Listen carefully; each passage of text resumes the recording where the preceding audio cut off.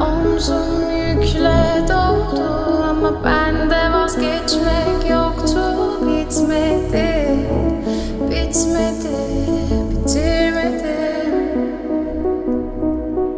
Ben özel değilim ya da öyle bir şey, ama sen varken hep böyle hissettim, böyle hissettim.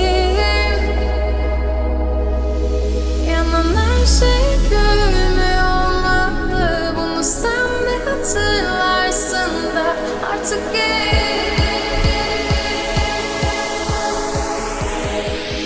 böyle hissettim.